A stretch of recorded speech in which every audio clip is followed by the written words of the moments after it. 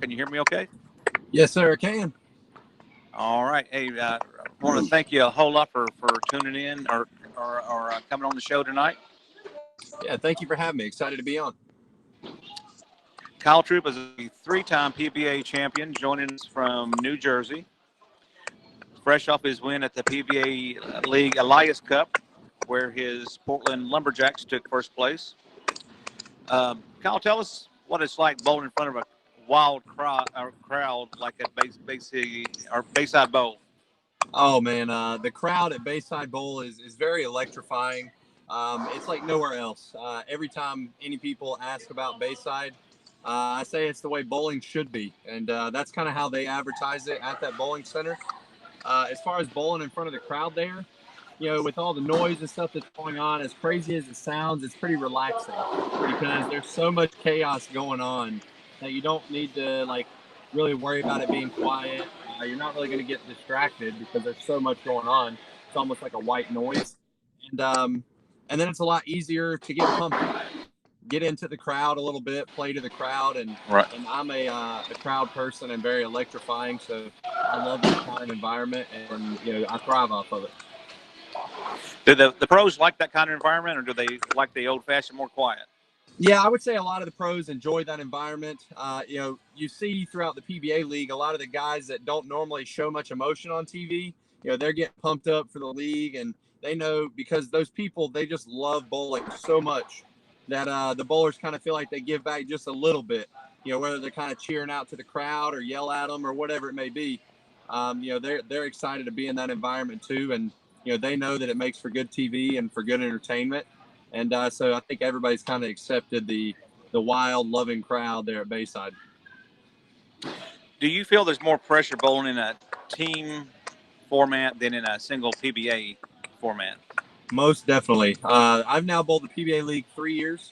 I remember my first year at the PBA League. I had a title on TV. I'd made a show before, so it wasn't so much the nerves of bowling on TV, but the nerves of I only get 2 frames a game for this team. That's a lot of pressure. Right. I got to make sure to throw these 2 shots very well. And this year was definitely the most comfortable I've ever felt in the PBA League, but I've gained a lot of confidence in the last 12 months. And, so I'm starting to just really settle into myself and, my bowling career, anytime I'm on television, just trusting in my game and making the best shot that I can. Let's talk a little bit about your game. Just like Mark Roth did in the 70s and the 80s, Jason Belmonte has revolutionized the sport of bowling with his two-handed release. How did you develop? You said, how did I develop the two-handed style? Yes. Well, so that actually started, so I started bowling. I was probably the age of 3 or 4, and my father, Guppy, started me with a heavy bowling ball. He said that I always wanted to throw his, and so he started me with 10, 12 pounds, and I had to bowl two-handed then. And growing up, I just stuck with it because that's kind of how I grew up bowling. And then the next thing I knew, I was 13 years old seeing Oscar Palermo on TV. And that's the first time I'd ever seen another two-handed bowler. And I realized I thought I was decent at it, but I knew I still had a lot of work to do. And so I stuck with it my whole life. I did try one-handed for 6 months whenever I was probably 11, 12 years old. Couldn't hook the ball for more than 2 boards. Probably hooked it less than my father did whenever he was on tour. And so I went right back to the two-handed style, and I've stuck with it ever since. I do have a question from one of the people watching. Jim Ward says, congrats on your win in the Weber Cup in the PBA League. My question is, how will it affect your game without using a weight hole in 2020? So I haven't dabbled in the no weight hole too much. I have drilled a few balls like that in the past. And for me personally, it just feels like the balls don't pick up in the mid lane as much. So it might change my game a little bit just because it's going to change the way the balls roll. But it's just going to take a little bit of work, a little bit of studying, some work with Storm to try some different layouts because with no weight hole, we're allowed more side weight, top weight, which I keep it simple. I don't really know what much of that means. I just drill the holes and, read what the ball tells me. But right, it might change the game a little bit, but just a little bit of work, to figure out, how to get the balls and still read the lane the same way for me. Now let's go back to 2017 when you and Jesper won the Roth Homan doubles tournament, where you were quoted as saying, "I get my colorfulness from my dad." Most definitely. First, how was your dad doing? And second, why do you think your colorfulness on the lanes connects so well with the bowling fans? Well, so first question, his health is doing well. Thank you for asking. He had a stroke probably about 4 years ago. Kind of slowed him down a little bit, but he's doing really well from that. He still bowls league on Thursday nights. Travels with me. He's actually going to make it up to Chesapeake, Virginia for the first flow bowling stop, the Harry O'Neill Memorial. Being the Southern Region Director for so many years, he's going to get to come up there and see a lot of people. So he's doing well. And then I would say my colorfulness, or just I try to entertain a little bit whenever I'm on TV, but I think it connects well with crowds because it's entertaining.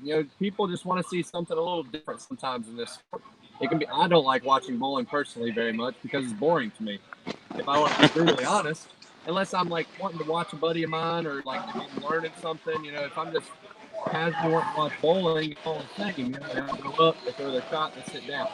So if I can bring a little flair, a little excitement into the sport, whether it's in my antics or in my clothes, whatever it may be, if I can bring a little more excitement and some more viewers into the sport, then I'm good by that. But I think just because it's a little different and I'm a little bit exciting at times, that people tend to draw and attraction to that. And I'm not the only bowler that does it on tour. I mean, Norm Duke, Pete Weber, some of the older entertainers, several, some of the younger guys coming out now. They're starting to kind of learn their role and entertain as well a little bit and play to the crowds.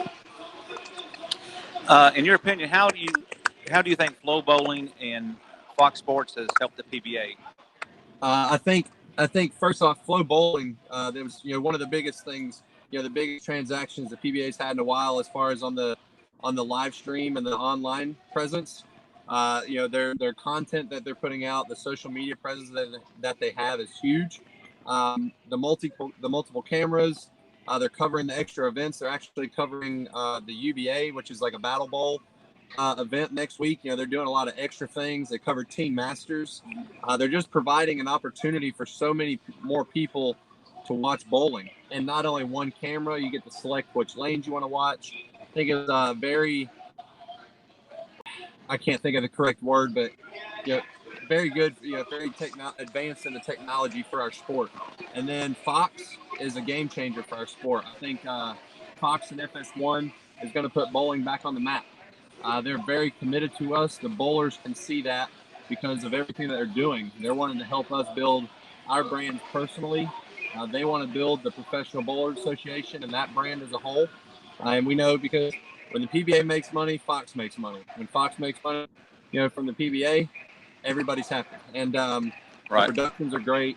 It's a lot of buzz on the PBA tour right now, and it's an exciting time to be a professional bowler. Hey, the guys are going to be bowling on the PBA Wolf pattern tonight. What would be some good advice for the guys?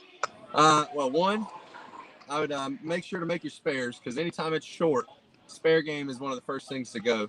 Urethane is normally always in play on those really short patterns, but I would say the one tip that I could give bowlers, anytime you're bowling on the shorter patterns, everybody wants to throw the shiny balls because they want it to go far down the lane and then hook, where really you want to throw your smoother equipment when there's more friction. When there's more friction on the lane, you want your ball to change direction less. So if you have old bowling balls with a lot of oil in them, I like to call them dead balls. Something like that, or throw your really smooth equipment. The first mistake is really throwing the clean balls that really give you a lot of downlane reaction, and on a short pattern like that, that's really asking for a lot of splits. I saw your interview on SportsCenter. How exciting was that to be featured on SportsCenter? Oh man, that was crazy. That was all so surreal. Winning up in Maine, in front of that crowd. My father was there, and then the media that came from it the next few days. It was very humbling too, just being able to represent our sport on ESPN. Being able to do an interview. I really messed up not throwing my hair out that day. That was probably the worst decision I've ever made. But we rolled with it. I feel like it went well, and it turned out well for the sport, which, that's what we're wanting. Anytime we can, grow the sport of bowling and get more eyes on us, that's a win for us. So what's the future for Kyle Troup? I'm sure you're going to bowl the fall swing. Yeah, I mean, we have I'm working the Go Bowling race, Watkins Glen, the NASCAR Watkins Glen race this weekend. I get to represent Go Bowling, which is pretty exciting. Doing some work days with Storm. We have the summer tour, and then a bunch of international travel in September. Get to defend my title in Sweden, and then kind of cap it off with a bunch of clinics towards November, December. Kind of ease up on some of the competitive bowling, because then we got to get ready for the beginning of the year for the 2020 tour. When you first started bowling, especially in the PBA, did you ever think that you would be able to travel around the world as a PBA player? When I started bowling in the PBA, I was 16 years old, so that was 12 years ago now.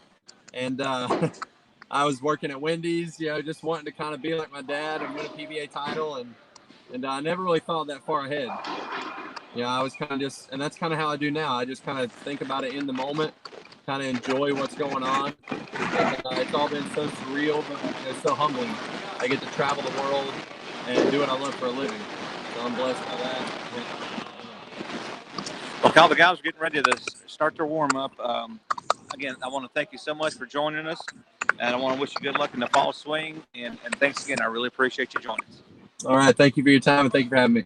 All right. Thank you. Bye-bye.